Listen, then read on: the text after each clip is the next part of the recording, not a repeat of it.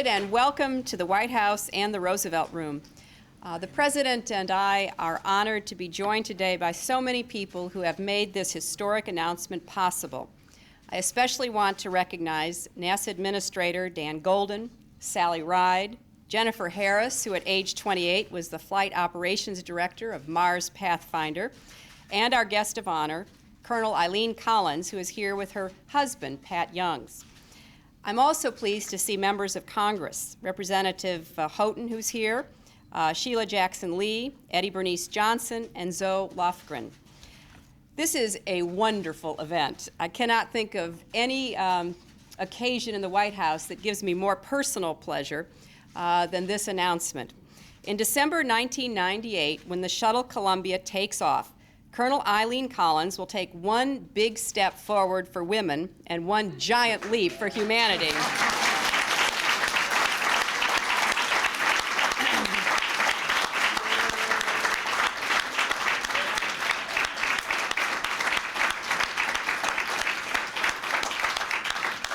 Colonel Collins will become the first woman ever to command a space shuttle. Her mission will launch the most advanced X-ray telescope ever flown, so we can examine some of the most distant and powerful objects in our universe. Just by coincidence, this is also the beginning of Women's History Month, and this is certainly a historic event. Tonight here at the White House, we will be previewing an HBO series which looks back at our journey to the moon and shows how our exploration of space has always inspired us as individuals and united us as a nation. Some of you know that when I was 14 or so, I dreamed of becoming an astronaut. I even wrote to NASA, now that was before Administrator Golden was in charge, to find out what I needed to do to prepare myself to see the stars up close. Unfortunately, I got one of those really thin envelopes back, which is never a good sign. NASA thanked me for my interest, but said that women weren't being considered for the job. Well, times have certainly changed, and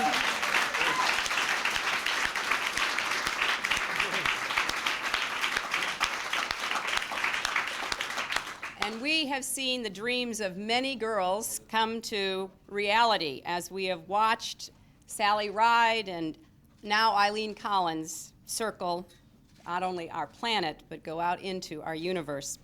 I first met Eileen 3 years ago at another Women's History Month event. She had just become the first woman pilot of a space shuttle, and she gave me a red shirt she'd worn on that mission. What I saw in that shirt was not only her remarkable accomplishment, but also the courageous road she'd traveled to reach her every goal. As a small child, Colonel Collins would go to the airport with her father and her siblings, sit on the hood of her car, and watch the planes take off. She would look up at the sky and imagine traveling into space, and now she's doing just that. For many of the same reasons, men and women have always made history. She made history because of her skill and determination to be not the best woman for the job, but simply the best person. She's made it because of parents who always told her she could do anything she put her mind to. She made it because she ignored those who said it wasn't cool or feminine to study math or science, and she demanded and received a first-class education in both. She made it because of the doors of opportunity that NASA has increasingly opened to women and minorities. And she made history because of the countless other women upon whose shoulders all of us stand. I think of Amelia Earhart disguising herself to reach her dream. I think of Mae Jemison, the first African-American woman to fly in space. I think of Shannon Lucid, who just last year broke the record for the longest time spent in space by an American. And I think back to 1978, when Shannon Lucid, Sally Ride, Rhea Seddon, Catherine Sullivan, Judy Resnick, and Anna Fisher became the first women to join the astronaut corps. That was the same year Eileen Collins graduated from college and entered Air Force pilot training. Her first week there, the 6 women astronauts came to do a parachute training. She looked at them and thought, wow, this is what I'm going to do. Now this afternoon, when astronaut Collins and I go to Dunbar Senior High School to talk about the importance of studying math and science, I hope there will be students, both boys and girls in that audience, who will look up at her and say the same thing. That's what I'm going to do. And when her mission launches next December, the next generation of girls and boys will be able to look to the heavens and think, there's nothing I can't do. Children have always gazed at the sky with wonder, and so has our nation. Especially in the aftermath of Sputnik, we have looked to space as the next frontier in our never-ending journey of discovery. And our advancements there have brought us closer together as a country and more as a world. In the last year alone, we were riveted by the Mars Pathfinder landing. We received stunning photographs and information from other planets, courtesy of the Hubble Space Telescope. And as Professor Stephen Hawking will point out in his Millennium Lecture tomorrow evening here at the White House, we can look forward to new scientific discoveries and greater human understanding in the next century and the next millennium. None of these achievements, none of this new human understanding and wisdom would have been possible without our continuing investments in science, space, and technology. And none of it would have been possible without the leadership of our next speaker. NASA Administrator Dan Goldin is truly bringing our space program into the next century by making it, quote, faster, better, and cheaper. And by ensuring that NASA's workforce looks like America and that its work reaches all of America. It is my great honor to introduce Administrator Dan Goldin.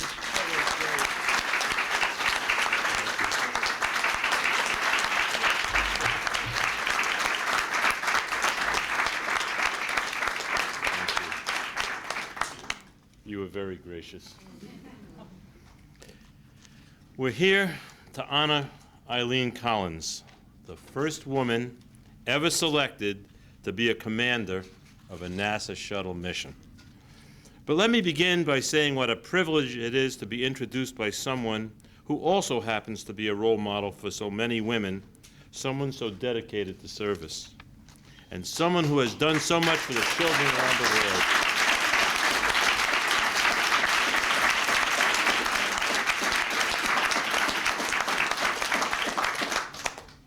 It is also an honor, of course, to be standing up here with her husband.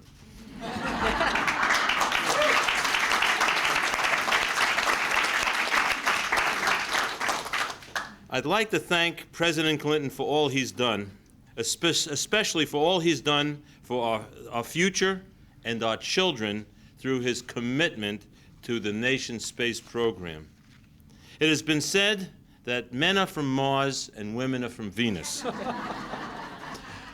I can assure all of you at NASA, we have stayed out of that debate. But we are here today because we know it takes women to explore Mars and Venus. We are here because it takes women to open the space frontier and enrich the lives of all Americans. And we are here today because it takes brave and talented women like Eileen Collins to remind us of simple but profound truths. To discover new worlds, we must break down old barriers.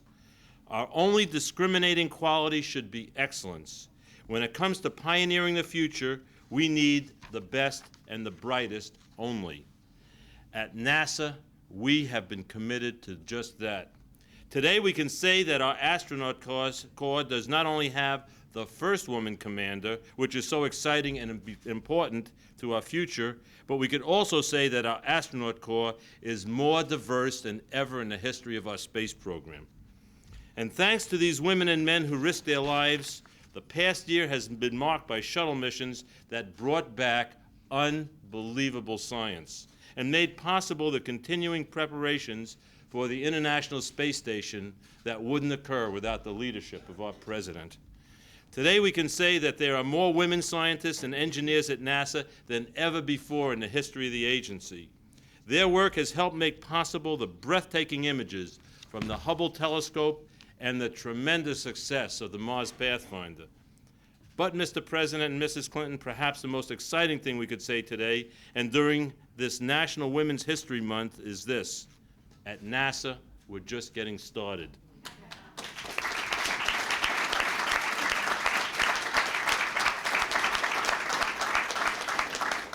Because while Eileen Collins is commanding the shuttle in orbit, she will also be commanding an audience of young women here on Earth. Young girls are going to look up at America's newest hero and decide that they want to be scientists, they want to be engineers, they want to be not only astronauts, but commanders. And because of Eileen Collins and those who came before her, the Sally Rides, the Shannon Lucids, they'll know that in America, being that commander or even commander-in-chief is possible and achievable.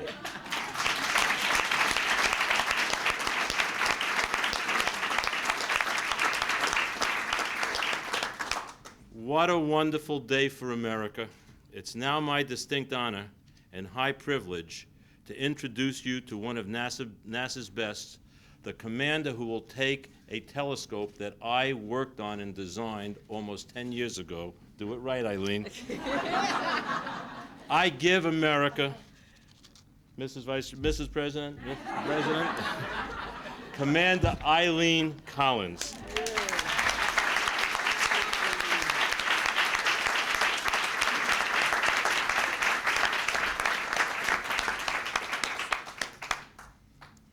Mr. President, Mrs. Clinton, and Administrator Golden, I just can't tell you how much of an honor it is for me to be here today. And I'm just so excited about this opportunity that I have to command a space shuttle flight. And I want to tell you that since I was a child, I've dreamed about space. I've admired pilots, astronauts, and I've admired explorers of all kinds. And it was only a dream of mine that I would someday be one of them and have these kinds of opportunities. And throughout my life, I've studied the universe that we live in, and I've just been fascinated by astronomy and all kinds of science. And again, it was only a dream of mine that someday I'd have the opportunity to be part of such an important astronomy mission as this one, the Advanced X-ray Astrophysics Facility. And throughout my life, and in particular in my career in the U.S. military and with NASA, I've been given important jobs and responsibilities, and I now accept this responsibility with all the determination and the motivation and the diligence that I've had and all the other challenges I've faced. I also think it's important that I point out that I didn't get here alone. There's so many women throughout this century that have gone before me and have taken to the skies. From the first barnstormers through the women Air Force, the women military Air Force service pilots from World War II, the Mercury women from back in the early 1960s that went through all the tough medical testing to become the first astronauts, to the first women who entered Air Force and Navy military pilot training in the mid-1970s, and most important, the first women astronauts, and I'd like to point out Sally Ride, who's with us here today. All these women have been my role models and my inspiration, and I couldn't be here today without them, and I'd like to say a special thank you to them.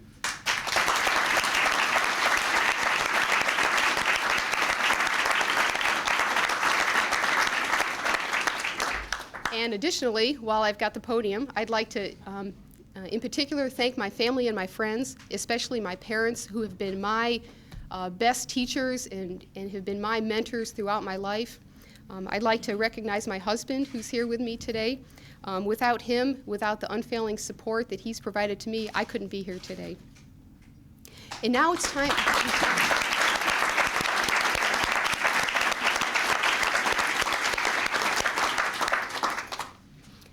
And now it's time for us to focus on this mission.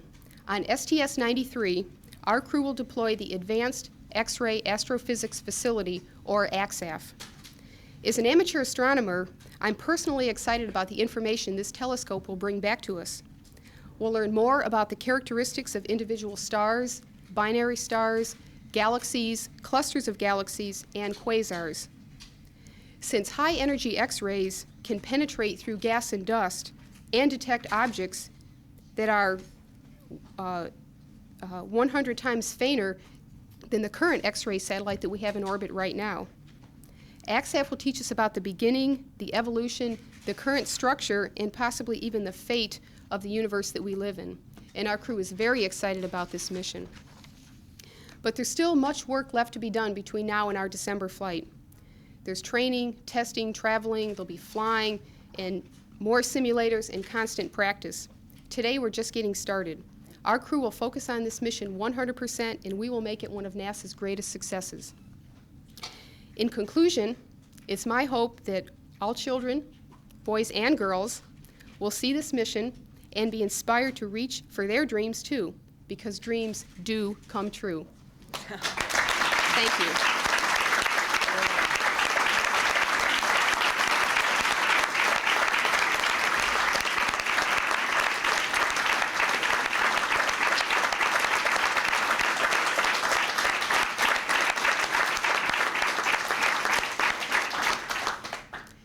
And now it is my honor to introduce to you the President of the United States. Mr. President.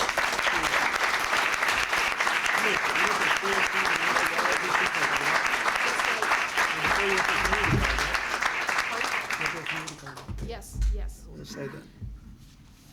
I'm getting my facts straight.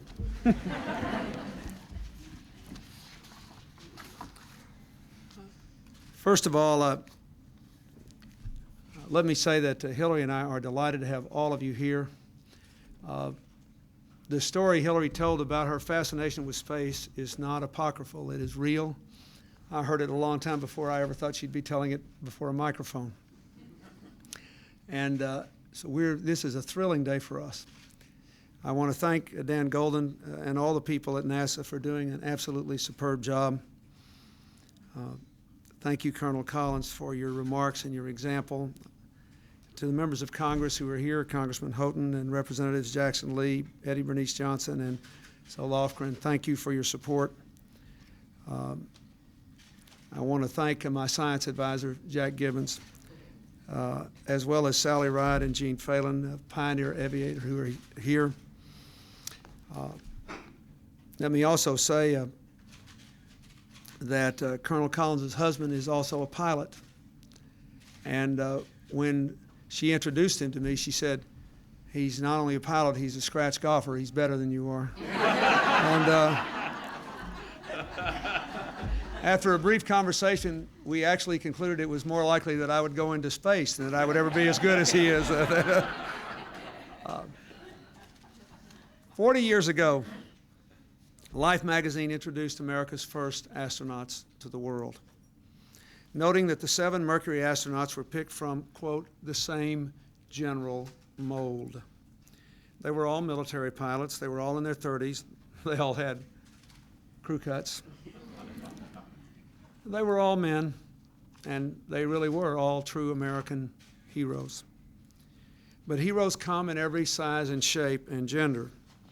Today we celebrate the falling away of another barrier in America's quest to conquer the frontiers of space and also to advance the cause of equality. I'm proud to be here to congratulate Colonel Eileen Collins on becoming the first woman to command a space shuttle mission. She may not fit the exact mold of 40 years ago, but she clearly embodies the essential qualities of all our astronauts, then and now. The bold, restless, pioneering spirit that have made our nation great. And as we've already heard, the story of her life is a story of challenges set and challenges met. That is also the story of our space program. When it comes to exploring space and the unknown, the word impossible is not in our vocabulary. We have always recognized the limitless possibilities of seemingly impossible challenges. A generation ago, President Kennedy said within a decade we would send an American to the moon and bring him safely back to Earth. By 1969, Neil Armstrong and Buzz Aldrin had left their footprints on the moon. We said in our time that we would visit the planets of the solar system. And last 4th of July, all Americans, with the help of a robot called Sojourner, got a chance to rove the surface of Mars and meet red rocks named Scooby-Doo and Barnacle Bill. 36 years after John Glenn made his history-making space flight in a capsule the size of a compact car, He's not only going back into space, but we are poised to build an international space station the size of a football field. America has indeed become, as President Kennedy hoped, the world's leading spacefaring nation, a distinction we must keep in the 21st century. Colonel Collins will lead us in this effort, commanding a mission to launch a telescope that will allow us to peer into the deepest reaches of outer space. Our balanced budget for 1999 will support, in fact, 28 new space missions, missions that will help us decipher more of the mysteries of black holes, of ancient stars, and of our Earth itself. Indeed, later today, NASA will be making some exciting new announcements on the results of the Lunar Prospector mission currently orbiting the Moon. The knowledge we gain from our space missions could help us treat diseases here on Earth, from osteoporosis to ovarian cancer. It could make our farms more productive. It could help us to meet the challenge of global climate change, and perhaps help us to uncover the very origins of life itself. All Americans, especially our young people, have important roles to play in making these plans a reality. They have to begin by taking their studies, especially their studies in math and science, seriously.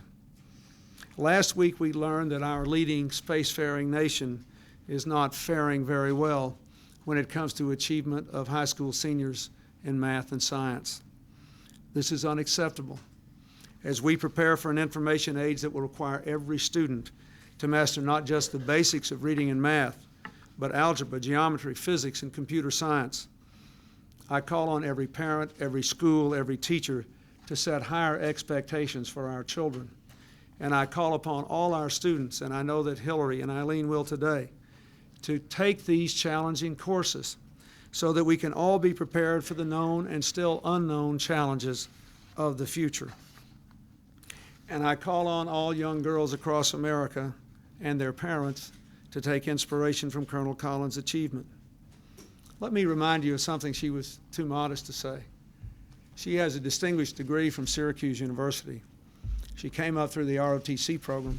She began her high school education in community college.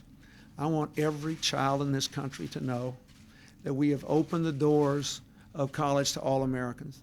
The community college is virtually free for all children now, that everybody can make this start, and nobody needs to put blinders on their aspirations for the future. She has proved that.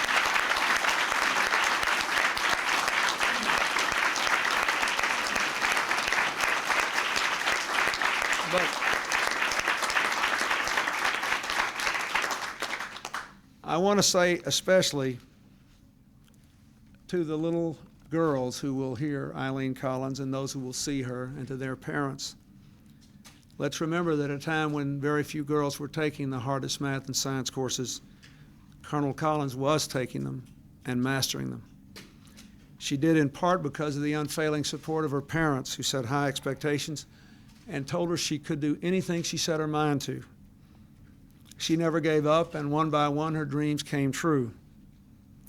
I think our country owes a great debt of gratitude to her parents, and I hope more will follow her direction.